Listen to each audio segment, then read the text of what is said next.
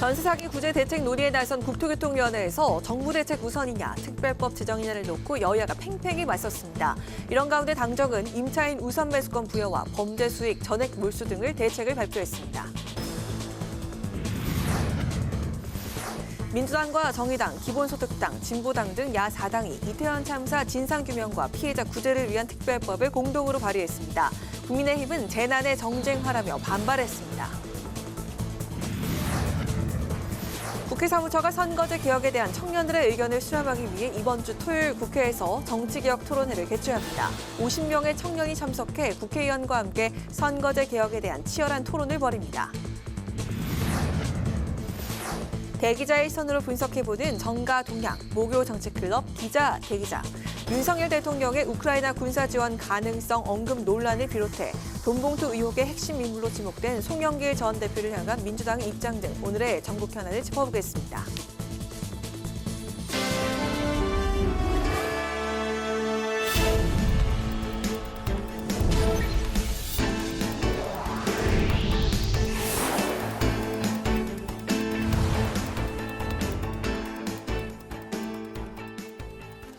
여러분 안녕하십니까? 4월 20일 목요일 국회 라이브 6 시작하겠습니다. 전세 사기 피해자들의 극단적인 선택이 잇따르면서 국회도 대책 논의에 들어갔습니다. 국토교통위원회가 오늘 원희룡 국토부 장관을 상대로 정부의 전세 사기 피해자 구제 방안 등을 점검했는데 전세 사기 원인을 놓고 책임 공방이 벌어지기도 했습니다. 보도에 박지영 기자입니다. 국회 국토교통위원회에서 여야 의원들은 정부의 전세 사기 피해자 구제를 위한 대책 마련을 촉구했습니다. 전세 사기 예방과 단속도 중요하지만 이미 전세 사기를 당한 피해자들을 위한 실질적인 대책 마련도 중요하다고 강조했습니다. 가장 우리 전세 사기 피해자들이 요구하는 게 뭐냐는 거죠. 결국 보증금을 건질 수 있도록 해달라는 거죠. 그렇죠. 예. 그게 가장 실질적인 대책안을 마련하는 것 아닙니까? 야당에선 전세 사기 주택을 공공매입하는 방안도 제시했지만 원희룡 국토교통부 장관은 부정적인 입장을 밝혔습니다. 우선 매수권과 대출 지원만 가지고 해결될 수 있는 분들은 매우 제한적이라고 생각하거든요. 그러니까 공공이 법적 관리를 대신 해주고 그리고 일정한 합리적 가격으로 매입을 해서 지금 임차인들 어디 오갈 데 없는데 자리 주거 보장해주고 할인하면 피해자들이 수용을 안 하고요. 정부가 하라고 정부가 있는 거지. 비싸게 살려면 납세자들이 동의를 안 할 겁니다. 야당과 원 장관은 전세 사기 피해 원인을 두고 공방도 벌였습니다. 야당은 정부가 관련 대책을 제대로 세우지 못해놓고 전 정부 탓만 하고 있다고 질타했고 원 장관은 전 정부의 잘못된 부동산 정책 때문이라고 맞섰습니다. 부동산에 대해서 그렇게 자신 없으면 다시 민주당에 정권 돌려주시죠. 저희들 해결하겠습니다. 전세 사기의 원인 제공이 언제 이루어졌는지부터 반성이 필요하다고 봅니다. 여야는 전세 사기 해결책을 두고 입장차도 보였습니다. 야당은 전세 사기 방지 특별법 제정을 요구했지만 여당은 정부의 대책 마련이 우선이란 입장입니다.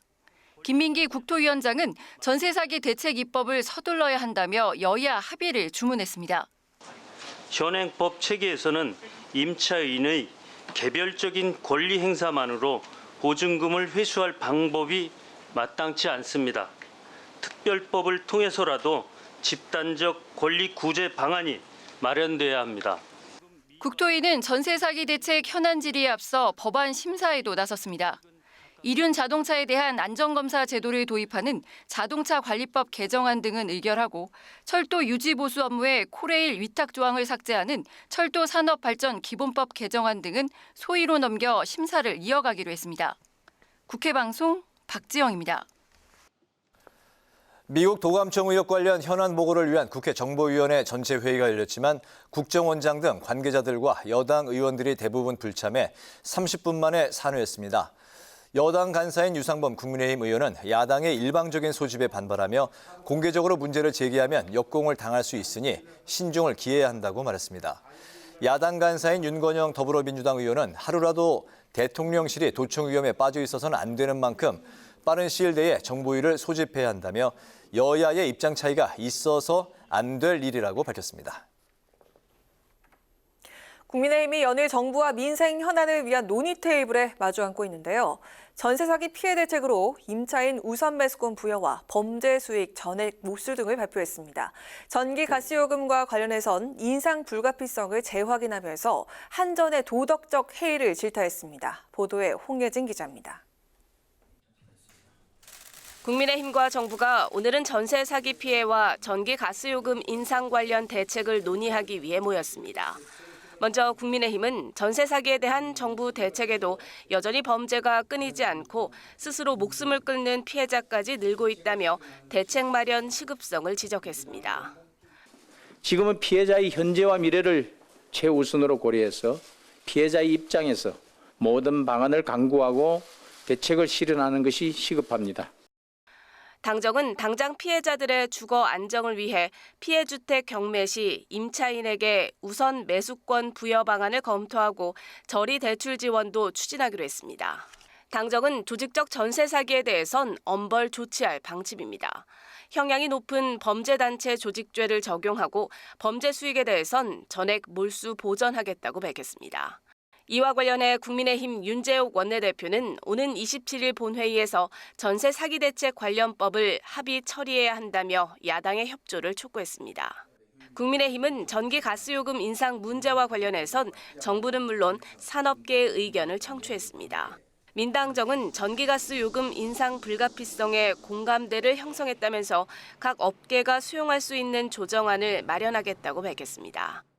전기가스 요금 인상이 불가피하다는 인식은 다 같이 했습니다. 이렇게 서로가 양해하고 납득할 수 있는 조정안을 마련하도록 노력하겠다는 말씀을 드립니다. 그러면서 국민의힘은 한국전력공사와 가스공사의 도덕적 해이를 강하게 질타했습니다. 특히 한전이 온갖 방만 경영으로 적자를 키웠지만 어떤 반성도 없다며 고강도 긴축 경영 없이 요금만 인상하겠다는 것은 국민에게 손해를 전가하겠다는 것이라고 비판했습니다. 국회방송 홍혜진입니다. 더불어민주당 등 야4당이 이태원 참사 특별법을 발의했습니다. 독립조사기구인 특별조사위원회를 구성하는 게 핵심으로 야4당은 국민의힘의 동참을 촉구했습니다. 이런 가운데 민주당 내 돈봉투 의혹 여진이 계속되고 있습니다. 보도에 태은영 기자입니다. 159명이 희생된 이태원 참사의 원인 규명과 재발 방지를 위한 특별 법안이 국회에 제출됐습니다. 더불어민주당은 정의당과 기본소득당, 진보당과 특별조사위원회 구성을 골자로 한 이태원 참사 특별 법안을 발의했습니다. 독립조사기구인 특조위는 직권으로 진상규명 조사를 실시하고 감사원 감사 요구, 청문회 소집 등의 권한을 갖도록 했습니다.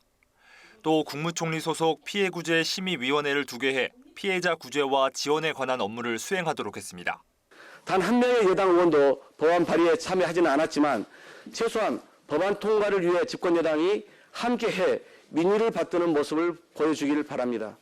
민주당은 또 정의당과 50억 클럽 특검법과 김건희 여사 특검법 처리가 지연될 경우 오는 27일 본회의에서 신속 처리 안건으로 지정하는 데 뜻을 모았습니다.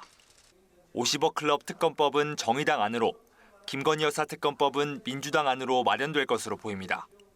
국민의힘은 이태원 참사 특별법에 이어 두 특검 법안도 반대하고 있어 처리 과정에서 진통도 예상됩니다. 이런 가운데 민주당 전당대회 돈봉투 의혹 파장은 계속되고 있습니다. 송영길 전 대표의 조기 귀국, 결단을 촉구하는 목소리가 당내 곳곳에서 표출된 데 이어 지도부를 향해서도 강력한 조치를 취해야 한다는 주장이 제기됐습니다. 돈봉투 사건은 이재명 대표가 대표로 있는 한 아주 철퇴를 내려야 된다고 생각합니다. 칼날을 휘두르지 못한다. 이런 분석이 있는데 그거는 이재명 대표로서도 억울한 부분 아닙니까?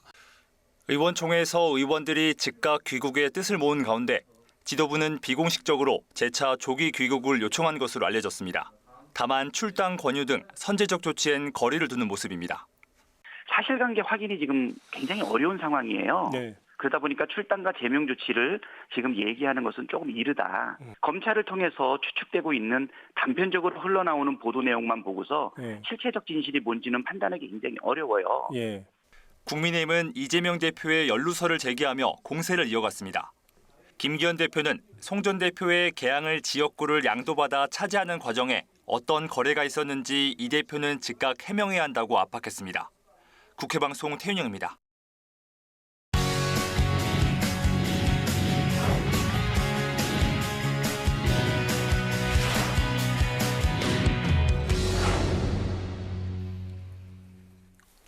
최근 전세 사기 피해자의 안타까운 소식이 잇따라 전해지면서 여야도 대책 마련에 본격 나섰는데요. 앞서서 그 리포트에서 보셨지만 오늘 당정협의, 국토위 현안 질의가 있었습니다. 김동길 기자와 좀 더 자세히 이야기 나눠보도록 하겠습니다. 자, 김 기자, 먼저 당정협에서 나온 대책들 짚고 가죠.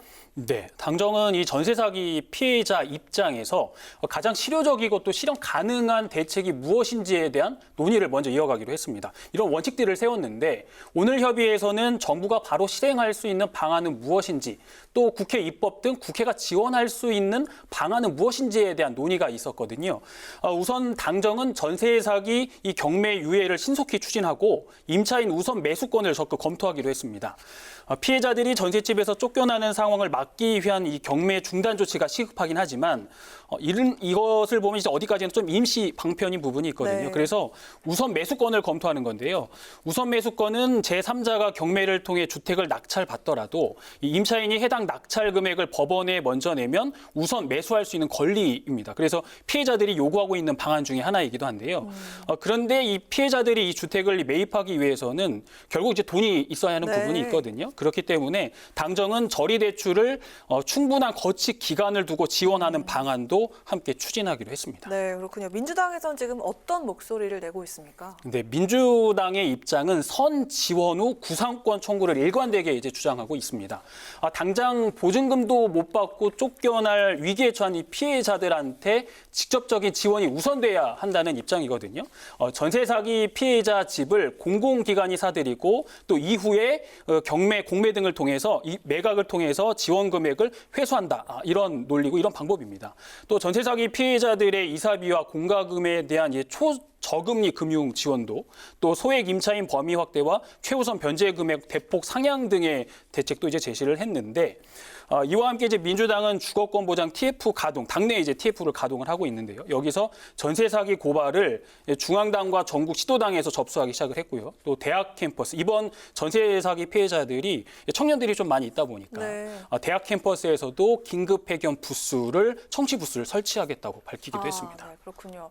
자, 오늘 그 국회 국토위에서도 이 이야기가 안 나올 수가 없었을 것 같습니다. 전세 사기 피해 관련 현안 질의들이 있었는데 어떤 내용이 있었죠? 네, 여야 의원들은 원희룡 국토부 장관에게 신속하고 또 근본적인 대책 마련을 이제 한 목소리로 촉구를 했습니다. 이에 대해서 원 장관은 관계부처와 세부적인 협의를 통해서 책임성 있는 대책을 제시하겠다고 밝혔는데 아마 정부가 다음 주쯤에는 대책이 발표될 것으로 예상이 되고요. 네. 또 이 전 장관은 전세 피해 주택의 금융기관 경매가 오늘부터 모두 중지되도록 대통령실에서 직접 모니터링하고 있다고도 밝히기도 했습니다. 오늘 국토위에서는 전세 사기 특별 법안의 이제 신속한 심사를 촉구하는 야당 의원들의 목소리도 이어지기도 했는데 현행 법 체계를 보면요, 임차인이 이 보증금을 회수할 수 있는 방법이 마땅치가 않습니다. 여러 가지 이해관계들이 복잡하고 또 법적인 문제들이 있기 때문에 그렇기 때문에 이제 특별법이 필요한 부분이 있는데 민주당 조호섭 의원의 주택 임차인 보증금 회수 및 주거 안정 지원을 위한 특별법, 또 심상정 정의당 의원의 임대 보증금 미반환 주택 임차인 보호를 위한 특별법이 이미 발의가 돼 있습니다. 네. 이 두 법안 모두 보면 이 깡통 전세 집에 대한 공공 매입을 기본 골자로 하고 있거든요. 오늘 국토위 전체회에서는 이제 상정되지는 못했습니다. 정부 대책이 나올 때까지 좀 상정을 미뤄달라는 국민의힘의 요청도 있었고, 또 이 국민의힘이 공공 매입에 대해서 좀 난색을 펴고 있는 부분들이 있거든요. 이유는 이제 피해자에게 지원되는 게 아니라 선순위 채권자에게 혜택이 간다는 이유 때문에 좀 난색을 펴는 부분들이 있어서 오늘 상정되지는 못했지만 어쨌든 이 전세 사기 문제 해결에 대해서 여야가 지금 한 목소리를 내고 있고 시급하다 하는데 공감을 하고 있기 때문에 국토위에서 아마 이 법안은 최우선순위로 논의가 될 것으로 예상이 됩니다. 네, 좋습니다. 여러 대책들이 나오고 있는 상황인데요. 자, 이번엔 그 이태원 참사 특별법에 대해서 살펴보도록 하겠습니다. 민주당과 정의당 그리고 기본소득당과 진보당, 야4당이 오늘 특별법을 공동 발의했죠? 네, 그렇습니다. 당초에는 야3당이 발의 예정이었는데 이제 진보당이 끼면서 야4당 주장이 됐습니다. 네. 이 야사당이 이제 뜻을 모으면서 이 특별법에도 이제 힘이 실리게 됐는데요. 민주당의 단독 처리는 사실 좀 부담이 있는 부분이 있습니다. 하지만 야사당의 공동 발의이기 때문에 여당에 대한 압박도 될 수 있고 또 이제 부담을 가중시킬 수도 있고 명분도 챙길 수 있게 된 건데 특별법을 좀 보면 이 특별조사위원회가 국회 추천을 받은 17명의 의원으로 구성이 되고요. 이 위원회가 이태원 참사 진상조사를 수행한다는 내용이 담겼거든요. 그 위원회의 권한을 보면 직권으로 사건에 대한 진상규명을 할 수 있는 조항들이 있는데 이를 위해서 이 자료 제출 명령이라든지 감사원의 감사 요구, 또 청문회 등을 실시할 수 있도록 명시를 해놨습니다. 네. 또 특별히 눈에 띄는 부분이 특조위가 필요하다고 인정되는 경우에는 언제든지 국회에 특검을 요청할 수 있는 내용도 포함이 됐거든요. 그런 내용들이 특별 법안에 이제 담겨졌습니다. 네, 야사당이 이렇게 뭉쳐서 발의를 하게 됐는데 국민의힘 입장으로서는 반발할 수밖에 없을 것 같습니다. 네, 국민의힘이 특별법안에서 반대 입장을 고수해 왔는데 그 이유를 보면 경찰의 수사 결과가 이미 나왔고 경찰 조사가 이미 이루어진 부분이 있고요. 또 국회의 국정조사까지 이루어졌기 때문에 새롭게 나올 내용이 더 이상 없을 것이다. 그래서 특조위 구성은 이제 불필요하다는 그런 입장을 취하고 있거든요. 또 야당 중심의 이 특조위 구성이라든지 또 특조위가 검찰과 경찰 수사, 또 감사원 감사, 청문회까지 동원할 수 있는 이 정권을 행사할 수 있는 조항들이 들어가 있어서 이런 부분들은 정쟁화가 될 수밖에 없다. 이런 주장들을 펼치고 있습니다. 앞서서 이제 윤재호 원내대표가 유족의 아픔을 달래는 것은 우리 공동체의 몫이지만 국회 입법 기능을 이런 식으로 오남용하는 것은 민의에도 어긋나는 일이다. 이런 좀 비판을 하기도 했거든요.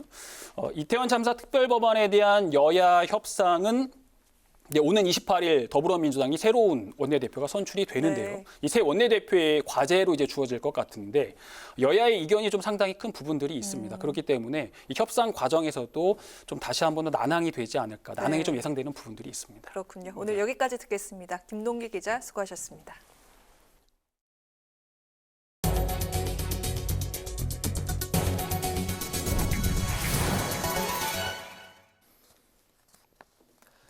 윤석열 대통령이 우크라이나 군사 지원 가능성을 시사한 것을 놓고 여야가 공방을 벌였습니다. 이재명 더불어민주당 대표는 윤 대통령이 군사 지원 문제를 직설적으로 언급해서 러시아와의 관계가 심각하게 훼손되고 동북아 평화 안정에 큰 부담이 되지 않을지 우려된다고 말했습니다. 태영호 국민의힘 의원은 무조건적인 살상무기 지원이 아니라며 민주당은 인류 사회가 도저히 묵과할 수 없는 대량 학살이 일어나도 대한민국은 팔짱을 끼고 가만히 있어야 한다는 입장이냐고 맞받았습니다. 선거제 개혁을 주제로 한 MZ세대와 국회의원 간 맞짱 토론이 국회에서 펼쳐집니다. 국회 사무처는 이번 주 토요일 오후 3시에 국회의원회관에서 MZ세대 청년 50명과 민주당 이탄희, 국민의힘 허은하, 정의당 이은주 의원 등 3명의 국회의원이 참여하는 정치개혁 토론회가 열린다고 밝혔습니다. 이번 토론회는 전원위원회에서 논의된 선거제 개혁에 대해서 MZ세대의 공감대를 형성하기 위한 취지로 마련된 것으로 국회방송과 국회방송 유튜브를 통해 생중계될 예정입니다. 김진표 국회의장은 오늘 서울 광화문 광장에서 열린 제59회 한국보도사진전에 참석해 개막을 축하했습니다. 김 의장은 한 장의 사진이 시대를 바꾸는 것을 많이 보았다며 시대를 기록하고 변화시키는 사진 기자들의 활약에 박수를 보낸다고 치하했습니다. 국민의힘 김기현 대표는 순간의 기록이 모여서 대한민국의 역사가 된다고 강조했고 더불어민주당 이재명 대표는 국민의 아픔을 기록하고 알려 좀 더 희망 있는 사회가 되길 희망한다고 밝혔습니다.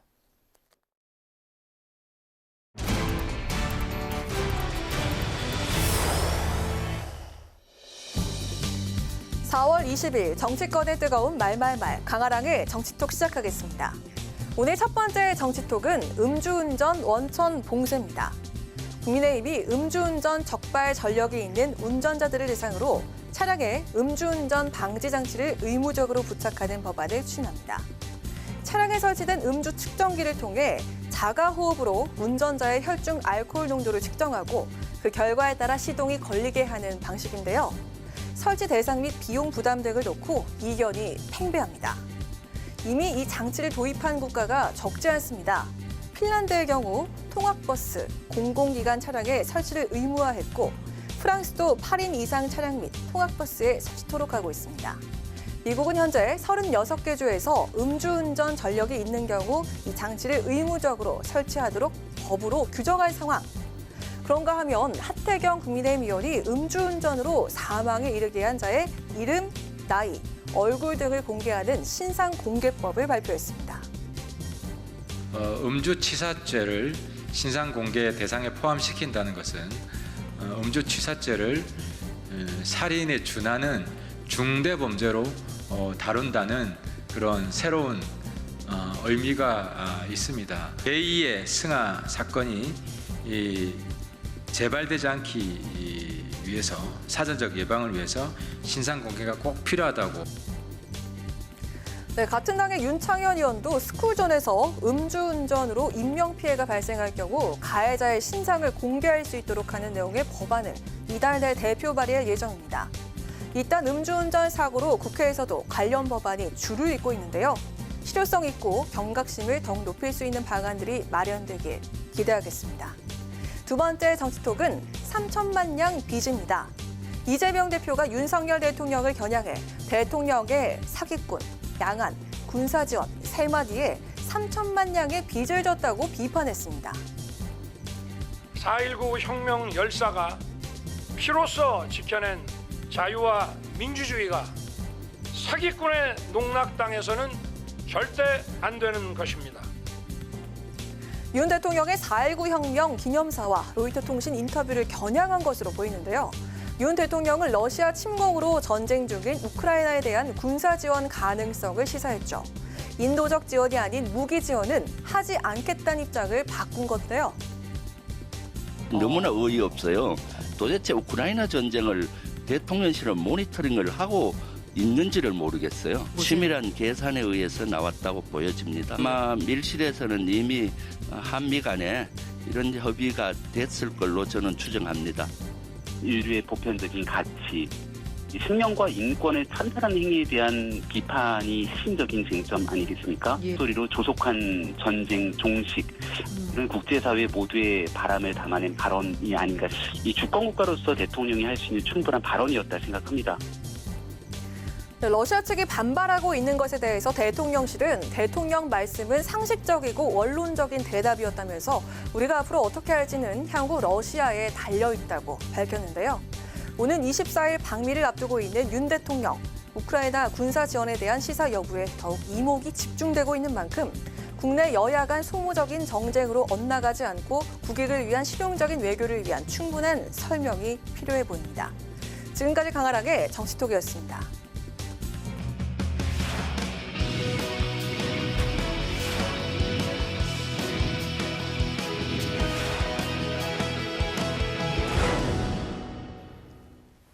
네, 정치권의 동향을 대기자의 시선으로 짚어보는 목요 정치클럽 기자 대기자 시간입니다.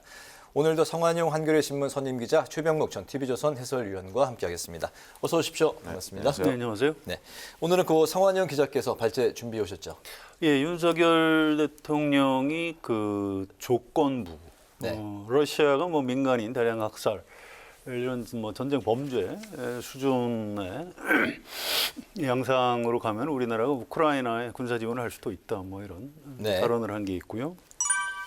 또 민주당 전당대 돈봉투 사건 파장이 점점 커져가고 있습니다. 오늘 오후에 의원총회에서 의원들이 송영길 전 대표 빨리 들어와라 이렇게 촉구했다고 합니다.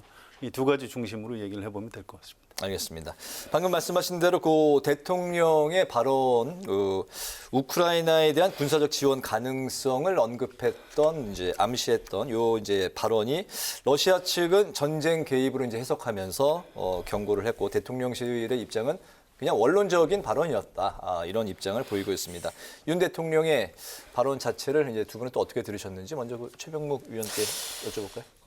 우선 이건 이제 가정을 전제로 한 윤 대통령의 그 로이터 통신 인터뷰인데요. 네. 이 외교 문제의 경우에 이런 그 중대한 사안을 가정을 전제로 해서 얘기하는 거는 저는 적절하지 못했다 이렇게 생각을 하고요. 네. 그러나 이제 이해를 하자면 이런 부분이 있을 것 같아요. 이제 미국 방문을 앞두고 미국이 사실은 지금 우크라이나에 그 무기 지원을 하고 있잖아요. 그러니까 미국과 어느 정도의 정세 인식을 공유하고자 했던 의도가 있었던 것으로 보이는데 여하튼 그런 거 저런 거를 감안하더라도 아무리 가정을 전제로 한 원론적인 발언이라고 하더라도 그런 얘기를 그 언론 인터뷰에서 이렇게 하는 것은 불필요한 발언이다. 그러니까 우리는 사실은 러시아나 중국 같은 데가 적성 국가가 아니에요. 네. 여러 가지 관계, 외교 관계도 맺고 있고 경제 관계도 맺고 있잖아요. 그런 걸 감안하면 설령 정말 나중에 아주 최악의 경우에 몰려서 우리가 우크라이나에 무기 지원을 하는 한이 있더라도 네. 지금 그런 발언을 섣불리 해서는 안 된다 이렇게 생각합니다. 네, 한미 정상회담을 앞두고 분위기를 이제 좀 이렇게 좋게 조성하는 측면도 해석을 할 수 있지만 역시나 그 적절한 발언은 아니었다는 말씀을 하셨습니다. 이재명 대표가 이런 발언을 했네요. 관련해서 대통령 말 몇 마디로 수천 냥 빚을 졌다. 네, 어떻게 보셨습니까? 글쎄요, 뭐 이재명 대표가 좀 이제 비판을 하느라고 이제 그렇게 평가를 한 것 같습니다만, 네. 한미 동맹이 우리나라의 이제 가장 중요한 동맹의 가장 기본이죠. 그래서 뭐 그걸 부인하는 사람은 아마 아무도 없을 겁니다. 네. 그런데 이제 그것도 이제 너무 좀 심하면 좀 곤란한 대목이 있어요. 우리나라가 러시아하고 중국하고도 좀 잘 지내야 되거든요. 그런데 너무 좀 윤석열 대통령하고 좀 김태효 1차장 이런 분들은 그 이른바 그 해양 세력과 대륙 세력의 충돌, 그러니까 한반도에서 한미일 또 북중로 이 두 세력이 충돌을 하는데 우리가 여기서 이겨야 된다. 이제 굉장히 오래된 프레임인데요. 네. 여기에 좀 너무 좀 집착을 하다 보니까 이제 중국하고 러시아하고 우리가 좀 외교적 마찰이 일어날 가능성이 좀 높아지는 이런 큰 흐름에서 보면 이제 그런 게 문제고요. 이번에 러시아에서 한 발언은 뭐 물론 이제 아직은 말에 불과하기 때문에 실제로 러시아가 그렇게까지 할 것 같지는 않습니다만. 아무튼 북한에다가 뭐 러시아가 자기들 뭐 또 뭐 무기나 기술을 지원을 하면 어떡할래 이렇게까지 나오는 걸 보고 전 좀 섬뜩했어요. 아이고 네. 저건 설마 러시아가 그럴까? 또 어쨌든 이번에 미국 국빈 방문을 앞두고 있기 때문에 윤석열 대통령으로서는 미국 쪽에 좀 이렇게 뭐 좀 립 서비스도 하고 이럴 필요는 있었겠습니다만 그 전에도 이제 푸틴이 우리나라 정부에 대해서 좀 이거 좀 곤란하다 이런 식으로 얘기했을 때 아니 우리 저 한러 관계 굉장히 중요하다 이런 얘기를 윤석열 대통령이 한 적이 있습니다. 네. 또 한러 관계, 한중 관계도 굉장히 중요하니까 네. 그런 부분도 좀 신경을 써가면서 외교를 좀 원만하게 해나갔으면 좋겠습니다. 네. 그 대통령실의 이제 입장은 우크라이나 추가 지원 문제는 원래 그 한미 정상회담의 이제 논의는 아니었지만 대화 테이블에 오를 가능성이 열려 있다 이렇게 이제 그 설명을 했네요. 네. 이번 그 한미 정상이 만났을 때 이 사안에 대해서 좀 그 회담이 좀 어떻게 논의에 오를 가능성이 어떻게 좀 생겼다고 봐야 될까요? 뭐 윤석열 대통령이 이렇게까지 얘기를 한다면 저는 바이든 대통령으로서는 충분히 그러니까 긴급 의제 비슷하게 네. 꺼낼 수 있다고 봅니다. 지금 양국 간의 실무 협상에서는 그 아마 의제에서 그 제외된 것으로 보이는데 네. 긴급 의제로 했을 경우에 윤석열 대통령은 뭐라고 답변을 할 것인가 좀 궁금해지는 대목이에요. 사실 그런 부분은 설령 의제로 논의를 했다고 할지라도 발표는 할 수 없는 상황이거든요. 네. 그런데 윤 대통령이 이렇게 그 언론 인터뷰에서 얘기를 해놨기 때문에 만약에 의제를 꺼냈을 경우에 거기에서 발표가 안 되더라도 혹시 미국 측에서 또 공개를 했을 경우 여러 가지 문제가 생길 수 있거든요. 네. 왜냐하면 미국은 지금 우크라이나에 무기 공급을 하고 있기 때문에 네. 그런 점에서 본다면 적어도 아무리 가정적인 상황을 그 전제로 해서 바이든 대통령이 문제 제기를 하더라도 그 윤 대통령은 거기에 그 일종의 보조를 맞추는 듯한 발언은 아직 좀 성급하다고 저는 보거든요. 네. 그래서 정말 외교적으로 적절하게 뭐 중간선에서 좀 대응을 했으면 그러니까 바이든 대통령이 공식 그 의제로 끌어들이더라도 네. 저는 그렇게 기대를 합니다. 그러니까 한미 정상회담 전에 오히려 이제 분위기 조성을 좀 좋게 가져가려는 이제 측면도 아까 이제 좀 해석이 될 수 있다 말씀하셨는데 오히려 요 그 발언이 한미 정상회담 전에 좀 부담으로 작용할 수도 있겠네요. 그렇기 때문에 바이든 대통령이 갑자기 꺼내 들면 이런 의제를 네. 이제 기존 협상 의제에는 없던 거죠. 꺼내 들면 윤 대통령이 입장이 좀 난처해질 거라고 제가 말씀드리는 이유가 이미 여기서 가정을 전제로라도 저런 얘기를 해놨기 때문인데 잘 수습해 나가기를 바란다 이렇게 말씀드립니다. 이렇게 뭐 한미 정상회담에서 논의에 오를 그 가능성 어떻게 보십니까? 예, 뭐 올라갈 것 같습니다. 네. 우리나라 대통령이 이제 외신하고 이런 인터뷰를 하는 거는 다 양쪽 외교 당국 간에 뭔가 얘기가 진행되고 있기 때문에 뭐 대통령의 발언을 우연히 하는 경우는 별로 없습니다. 그래서 이제 올라간다고 봐야 돼요. 되고요. 이거를 정상회담 마치고도 공개를 안 할 수도 있다고 생각을 해요. 워낙 좀 민감한 사안이기 때문에. 좀 여러 가지 좀 걱정스러운 대목이 있습니다. 윤석열 대통령이 한미 동맹을 중시한다. 뭐 여기에 대해서 뭐 반대하는 국민은 별로 없을 텐데 이게 그 왜 공짜 점심은 없다 이런 말이 있지 않습니까? 네. 미국이 윤석열 대통령의 뭐 자유주의 이런 가치에 대해서 높이 평가하는 측면도 있겠습니다만 뭔가 좀 아쉬운 게 있으니까 국빈 방문까지 하는 거거든요. 그러니까 이 의전 같은 걸로 이렇게 혼을 쏙 빼놓고 뭔가 우리한테 굉장히 부담스러운 요구를 하는 것 아닌가.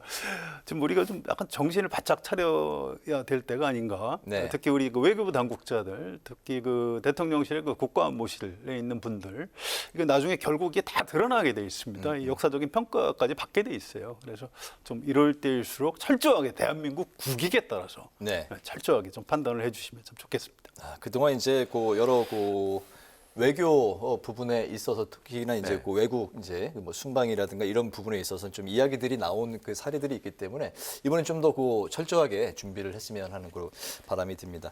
그런가 하면 그 윤 대통령의 첫 4.19 기념사를 두고 여야 공방이 이제 불거졌는데요. 바로 이제 바로 이 워딩입니다. 피로 지킨 민주주의가 사기꾼의 농락당해서는 안 된다. 특히 독재와 폭력과 돈에 의한 매수로 민주주의가 도전을 받을 수 있다. 바로 이 부분인데요. 바로 이게 그 대통령의 의중이 민주당 상황을 겨냥한 게 아니냐 이런 지적이 나오고 있습니다. 예, 어떻게 보십니까? 겨냥한 것 같습니다.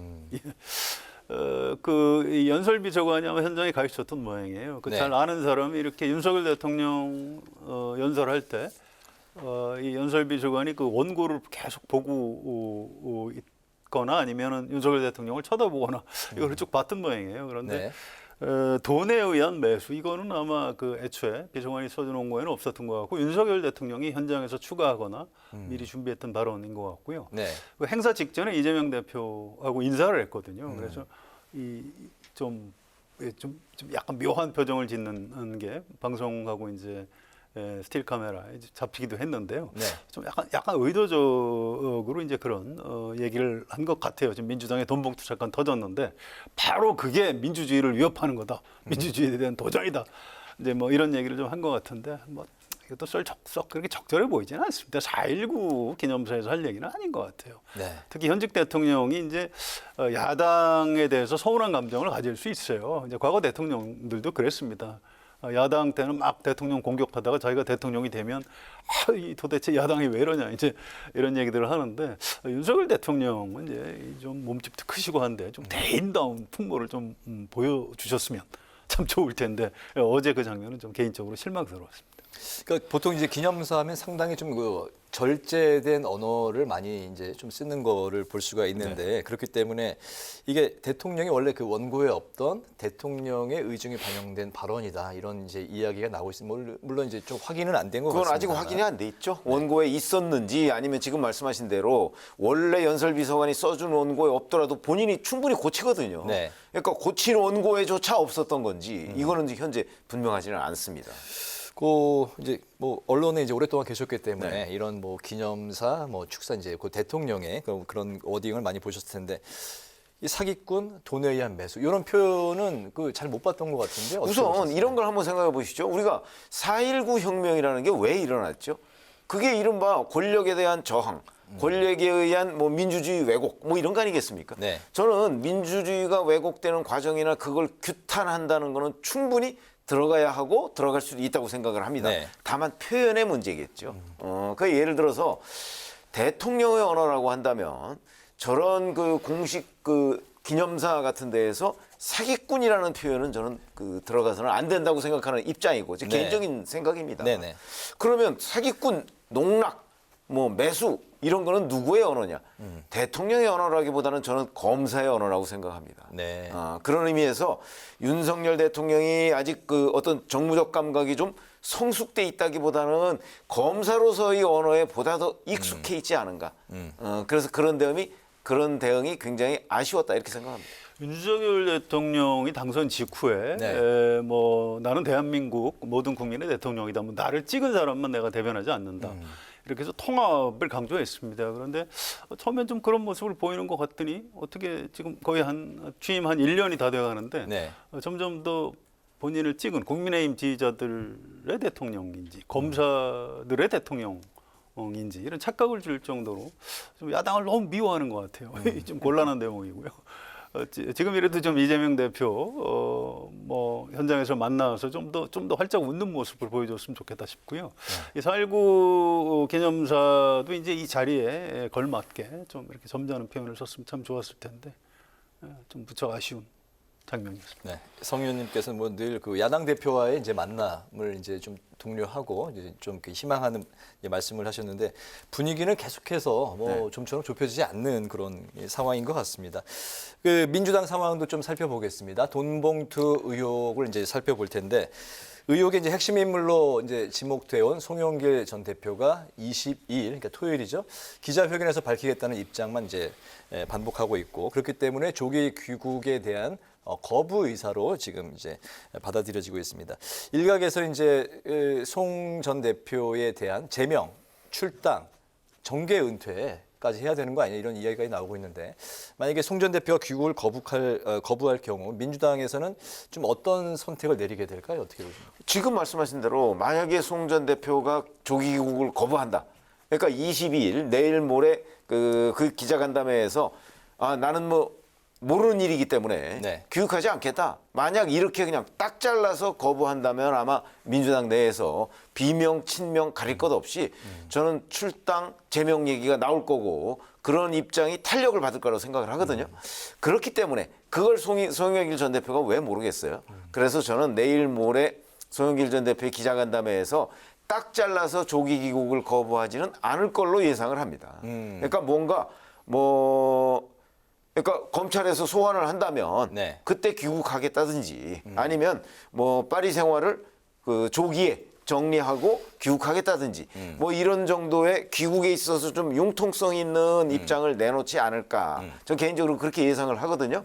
만약 그렇지 않다면 정말 그 민주당에서 매우 강력한 조치가 나갈 가능성이 대단히 많습니다. 그래서 아마 내일 모레면 시간이 있잖아요. 그러니까 아직도 이재명 대표 측과 송 전 대표 측이 물밑 조율을 하고 있을 거다. 저는 이렇게 예상합니다. 네, 본인이 먼저 빨리 귀국하겠다라는 의사를 표현하지 않더라도 조건부, 상황이 그렇게 만들어지면 빨리 귀국하겠다 이런 입장을 이제 밝힐 거라는 저는 거죠? 아마도 그렇게 밝히지 않을까 싶습니다. 네. 성 의원님께서 어떻게 보십니까? 이 방송 시작 전에 정치부 기자들이 지금 이 뉴스 계속 취재를 하고 있고 그렇겠죠? 저도 그거 취재하다 지금 들어왔습니다. 그런데 정확히 확인은 안 되는데 기자회견 직후에 들어올 것 같다고 그래요. 예, 뭐 생각보다 좀 빨라지고 있고요.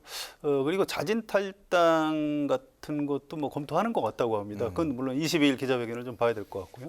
또 이재명 대표도 여러 통로로 이왕이면 회견하지 말고 좀 먼저 들어와줬으면 좋겠다 이런 메시지를 보낸 정도는 거의 지금 확인이 돼가고 있습니다. 그래서 송영길 대표가 민주당의 대표를 했던 사람이에요. 또 지난번 지방선거 때 서울시장 후보로 출마까지 했던 사람이고 5선 국회의원에 인천시장까지 했던 사람입니다. 그래서 오늘 오후에 의원총회에서 의원들이 총의를 모았기 때문에 뭐 그거를 뭐 이렇게 거절하거나 그럴 가능성은 별로 높지 않고 순리에 따라서 귀국하고 검찰이 소환하면 출두해서 조사를 받는 그런 수순으로 가게 될 것 같습니다. 민주당이 당내에서 강경 어떤 그 수위의 징계를 가기 전에 송영길 대표가 네, 그렇습니다. 것이다. 뭐 제명을 하거나 출당하거나 그런 험한 장면이 벌어질 것 같지는 않습니다. 알겠습니다. 국민의힘 상황도 이제 살펴보겠습니다. 오늘 24일에 중앙윤리위원회 구성이 이제 완료할 것으로 전해지고 있는데 그렇기 때문에 이제 그동안 이제 실언을 하면서 과연 징계가 어떻게 될 것이냐 관심을 모았던 김재원, 태영호 최고위원의 징계 여부에 이제 관심이 쏠리고 있습니다. 윤리가 이제 구성이 되면 바로 징계 절차에 들어갔지. 그렇다면 이제 또 수위는 어느 정도 나올지 어떻게 전망하십니까? 뭐 그건 아직 윤리 구성도 안 됐는데 저희가 첫 윤리위 징계를 예측한다는 게 좀 섣부르긴 하죠. 그러나 구성하면 저는 징계 절차에 돌입할 것으로 봅니다. 지금 왜 그러냐면 김기현 대표 체제도 흔들리고 있거든요. 이 흔들리는 걸 잡을 수 있는 길은 지금 어찌 보면 윤리위원회밖에 없는 것 같아요. 그러니까 윤리위원회가 김기현 대표의 뭐 조율을 하는 건 아니지만 여하튼 뜻을 받들어서 저는 충분히 그 징계 절차에 돌입할 거라고 보고요. 네. 그러면 징계 절차를 어느 정도나 할 것인가? 자칫 잘못하면 징계를 하고서 또 그 여러 가지 비판의 도마에 오를 가능성도 있어요. 뭐 솜방망이다, 뭐 이런 네. 가능성이 있거든요. 그러니까 아마 그거 솜방망이라는 비판을 피할 수 있을 정도의 징계 충분히 가능할 거라고 생각하고 그렇기 때문에 바로 징계 절차에 돌입하기 전에 저는 김재원 최고위원이나 아니면 태영호 최고위원이 본인들의 선택을 또 할 가능성도 남아 있다고 봅니다. 솜방망이라는 이제 비판을 면하기 위해서는 어느 정도 그 수위가 아니 어느 그 정도? 핵심이 내년 총선이에요. 예를 들어서 자 1년 만약에 무슨 당원권 정지한다 그러면 내년 총선 출마 못 하잖아요. 그렇죠. 근데 그렇지 않고 6개월 당원권 정지 그럼 총선 출마 가능하단 말이죠. 그렇기 때문에 내년 총선 출마를 가능하도록 징계를 하느냐 아니냐에 따라서 솜방망이 징계 여부가 저는 판단이 될 거라고 봅니다. 그렇군요. 징계 수위가 공천 여부에 그 잣대로 볼 수 있다 이렇게 말씀하셨는데. 근데 본인들은 납득을 할지 그걸 잘 모르겠어요. 일단 뭐 김재원 최고위원은 자기가 잘못했다고 하고 이렇게 네. 얘기를 하는데 태영호 최고위원은 뭐 별로 잘못됐다 소리도 안 하고 있습니다. 일단 최고위원회에 나오지 않는 정도. 이게 그 뭐 항의의 표시인지 사과의 표시인지도 잘 모르겠어요. 또 이게 한번 뒤집어서 생각을 해보시죠. 대한민국은 사상의 자유, 표현의 자유가 있는 나라입니다. 네.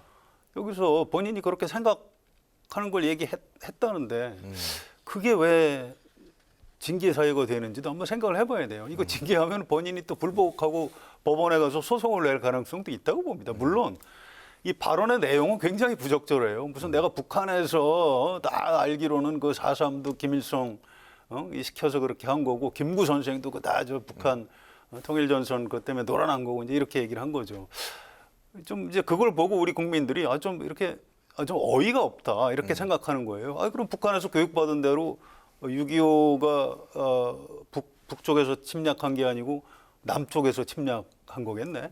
그럼 왜 4.19도 저 북한 놀아난 용공 세력에 의해서 했다고 그러지? 이런 식으로 이미 그 어떤 이 공론장에서의 판단은 끝났어요. 이거를 이제 국민의힘에서 정치적으로 총선 앞두고 좀 손해를 안 보려고 징계를 한다고 하는데 네. 이 사람들이 자기 그 어떤 믿는 생각을 그냥 이렇게 그 밝히고 사는 거에 대해서 전 뭐 굳이 뭐 이렇게 뭐 징계를 해가면서 이러는 것 자체가 약간 좀 약간 서글프기도 하고요. 네. 그냥 계속 이렇게 떠들고 살게 그냥 두는 것도 방법이라고 봅니다. 성현님 요즘 말씀 들어보면 아니 그 전보다 많이 태영호 좀 의원과 너그러워지신 김재원 최고위원은 전 좀 다르다고 봐요. 네. 예를 들어서 태영호 최고위원이 얘기했던 것처럼 4.3 사건의 본질은 무장폭동이죠. 그렇죠. 그러나 지금 제주도에서 그 추념하고 있는 4.3 사건은 그 무장폭동의 부작용으로 인해서 그러니까 그때 양민학살이 있었던 거잖아요. 그걸 네. 진압하는 과정에서 그런 부분을 지금 얘기하고 있는 거거든요. 그런데 그때 그 본질적인 부분을 얘기한 거는 정무적 감각으로서는 문제가 있으니까 저는 징계위원회에서 왜냐하면 국민의힘 징계위원회라는 거는요 무슨 역사를 재판하는 데가 아닙니다. 네. 정무적 문제를 재판하는 데이기 때문에 저는 그거는 가능하다고 봅니다. 네, 알겠습니다. 뭐 요 정도는 이제 정리하고 다음 또 사안 가보죠. 김기현 대표가 이제 민주당을 향해서 가짜 뉴스의 생산과 유통을 즉각 중단할 것을 촉구했는데요. 동시에 이제 미국의 1조 원대 언론사 징벌적 손해배상 사례를 이제 그 언급을 하기도 했습니다. 대통령이 이제 그 얼마 전에 신문의 날에 허위 정보와 선동원 의사결정을 왜곡하고 또 온라인을 타고 확산되는 가짜 뉴스를 민주주의를 위협한다 이런 이제 발언을 했는데 이거에 이제 연장선상으로 나온 걸로 좀 이렇게 봐야 될까요? 가짜 뉴스와 관련된 책임을 이제 묻기 시작한 것 같은데 두 분 다 이제 기자 출신 베테랑 이신데요. 좀 바라보시는 게 좀 특별하실 것 같습니다. 근데 이게요, 이 야당 때는 항상 언론이 우리 편이라고 생각을 해요. 그런데 이제 정권을 잡으면 이거 언론의 가짜 뉴스 때문에 못 살겠다. 징벌적 손해배상 이거 해야 된다. 이게 어느 정권이든 이 얘기를 합니다. 네. 지금 여기 미국인가요? 아닙니다. 이 사법 체계 자체가 달라요. 언론에 대해서 이를테면 뭐 좀 물론 이제 그 사실관계를 왜곡했다거나 이런 거는 오보 대응을 해야 되고요. 또 뭐 손해배상 청구 소송도 할 수 있다고 생각합니다. 네. 또 그건 그거대로 하고 언론 중재도 할 수 있는 거고. 또 이 대통령실 같은 경우에는 홍보를 또 좀 정확히 할 필요가 있어요. 근데 아니 홍보수석하고 대변인이 잘못한 일을 이제 언론에서 가짜 뉴스를 써서 그렇다라고 떠넘기는 측면이 있어요. 윤석열 정부만 그렇다는 게 아니고 역대 정부가 항상 그랬습니다. 네. 언론은 기본적으로 권력 감시하는 데입니다. 그래서 정권하고 사이가 좋을 수 없어요. 그런데 이 지금 야당을 하다가 지금 정권 잡은 지 얼마 안 돼. 1년도 안 됐습니다. 네. 1년 전을 생각해서 좀 언론에 대한 뭐 이런 얘기도 뭐 다 좋은데 좀 적절한 수준에서 좀 품위 있게 해주시는 게 좀 더 낫지 않을까 이런 생각입니다. 항상 그 여야 입장 때마다 이제 뭐 지금 그 바뀐다고 말씀하셨는데 그래서 이제 뭐 관련해서 바로 말씀을 드릴게요. 민주당이 이제 또 여당이었던 시절에 박광원 의원이 이제 가짜뉴스 대책특별위원장을 하던 시절에 허위 조작 정보는 단죄해야 된다 이런 입장을 밝혔고 가짜뉴스를 방치하면 매출액에 그 언론사 매출액에 최대 10% 과징금을 부과하는 법 개정을 추진하기도 했었습니다. 그래서 그때 이제 언론계하고 언론학자들이 이거 무슨 말도 안 되는 얘기를 하고 있느냐 아주 강하게 비판을 했었죠. 근데 지금 또 민주당 입장이 또 완전히 바뀌었어요. 아 역시 그 언론 자유가 소중하다. 뭐 이런 얘기를 하고 있는 거죠. 지금 약간 정치 권력하고 언론의 기본적인 어떤 임무라고 할까요? 이게 이제 차이가 나기 때문에 벌어지는 뭐 그런 현상, 그런 측면도 있는 것 같습니다. 야당이 바뀌면 항상 이렇게 공수 교대를 하는 건가요? 김기현 대표의 그런 거죠. 예. 그래서 내로남불 얘기가 나오는 거죠. 내로남불이 뭐 민주당에만 있는 건 아니고요. 국민의힘에도 저는 있다고 생각합니다. 그러니까 정치권 전체가 그래요. 자기네들이 잡으면 그 권력을 잡으면 그러면 자기네들 눈으로 보면 세상에 가짜 뉴스가 굉장히 많아 보이죠. 그러나 실질적으로 그렇지는 않습니다. 그러나 저는 가짜 뉴스라고 판명된 부분, 이거는 물론 그건 법원에 의해서 판명이 돼야 되죠. 그 부분에 대한 손해배상 이거는 지금 현행 법 체계 내에서도 충분히 가능하다 이렇게 보거든요. 그렇기 때문에 판사분들이 좀 각성을 할 필요가 있다. 왜냐하면 지금 현재 이 손해배상 부분을 너무 그 적게 취급을 해요. 그러니까 피해자 입장에서 본다고 한다면 언론의 가짜뉴스로 인해서 피해를 받은 사람에 대한 구제 이거를 지금보다 훨씬 현행법 체계 내에서 강화해도 된다고 생각합니다. 굳이 새로운 법이 필요 없다 이렇게 생각합니다. 알겠습니다. 대통령이 이제 가짜 뉴스에 대해서 이제 강경한 발언, 입장을 이제 보인 건 한미 정상회담을 앞두고 그런 상황과 또 최근에 지지율이 좀 많이 하락한 요 부분도 좀 그 같이 있다고 봐요. 네, 저는 뭐 무관하지 않다고 생각합니다. 그러나 뭐 대통령실이 생각하는 가짜 뉴스와 법원에서 최종적으로 판단이 나오는 가짜 뉴스의 기준은 조금 다를 수 있다 이렇게 생각합니다. 알겠습니다. 뭐 송 의원님 관련해서 뭐 미국의 트럼프 대통령이 그 페이크 뉴스 그 입에 달고 살았어요. 기자가 이렇게 질문을 하면 좀 마음에 안 들면 you fake news 이렇게 얘기를 하고 그랬는데 우리 윤석열 대통령이 뭐 트럼프 대통령 수준은 아니라고 생각합니다. 지금 일시적으로 뭐 국정 지지도가 좀 낮고 하다 보니까 뭐 약간 짜증을 낼 수도 있는데 이건 주변 참모들이 잘 좀 설득을 하셔가지고 너무 대언론 정책을 강경하지 않게 순리에 따라서 좀 해줬으면 좋겠습니다. 알겠습니다. 마지막으로 두 분의 한 줄 논평 들어보겠습니다. 성 기자님부터 들어볼까요? 언어는 존재의 집이다. 하이데커 말입니다. 정치는 사실 말로 하는 거예요. 그런데 아까도 얘기했지만 윤석열 대통령의 언어는 지금 정치인의 언어는 아닌 것 같아요. 좀 약간 걱정입니다. 이렇게 좀 너무 험한 말을 한다거나 뭐 사기꾼 이런 단어를 쓰면 우리 어린 학생들이 보고 뭘 배우겠습니까? 그래서 오늘 아주 제가 가슴 아픈 한 줄 논평을 하겠습니다. 대통령의 입이 너무 거칠다. 언어는 생각의 집. 그렇습니다. 존재의 집이라. 존재의 집. 예전에 그 칼럼 쓰셨던 것도 제가 봤던 기억이 나네요. 네, 지금 뭐 민주당 돈봉투 의혹 뭐 이런 게 일파만파로 번지고 있는데 사실은 이런 것들은 민주당 내에서 충분히 2년 전에도 걸러질 수 있는 내용이라고 저는 보고요. 그다음에 뭐 권력 내부의 일도 저는 마찬가지라고 봅니다. 그래서 오늘 저는 자정 부재가 통제를 부른다. 이걸 한 줄 논평으로 하겠습니다. 알겠습니다. 자, 목요 정치클럽 기자 대기자 이제 마칠 시간이 됐는데요. 지금까지 최병묵 전 TV조선 해설위원, 성한영 한겨레신문 선임 기자와 함께 윤석열 대통령의 우크라이나 군사 지원 가능성 언급 논란을 비롯해서 송영길 전 대표를 향한 민주당의 강경한 입장 등 오늘의 전국 현안을 두루 살펴봤습니다. 오늘 두 분 말씀 잘 들었습니다. 감사합니다. 네, 오늘 국회 라이브 6도 여기서 마치겠습니다. 시청해주신 여러분 고맙습니다.